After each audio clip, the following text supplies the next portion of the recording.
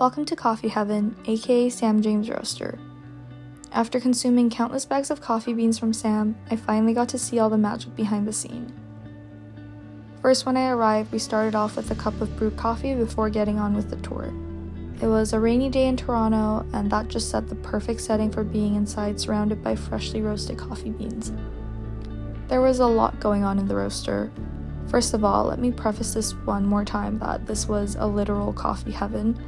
Just the sheer mass of coffee beans that existed in this place was giving stimulus overload, but in the best way possible.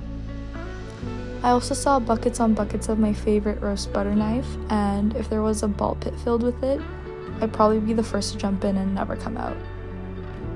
There was some restoration work going on the side for an older espresso machine. The details and design, the materials, and even the spring piston lever on it were just things you don't really come across anymore.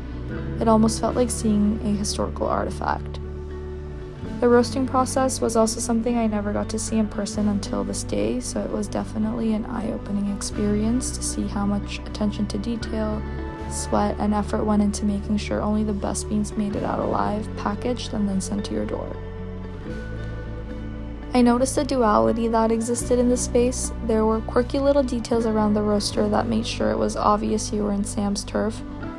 There were fun little stickers plastered throughout the walls and sentimental items like skateboards that were made to celebrate special anniversaries, and overall, everyone there was just having a good time.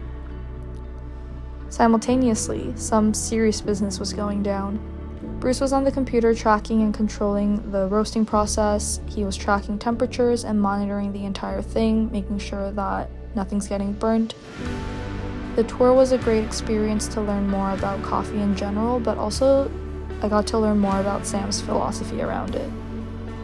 I tried cupping for the first time, and it was in a judgment-free environment where I could focus on learning and appreciating the coffee for what it was without making it into a whole ordeal.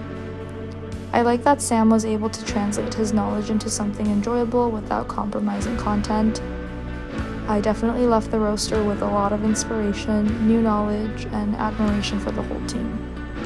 Thanks for always serving up epic coffee all the time. You guys just never miss.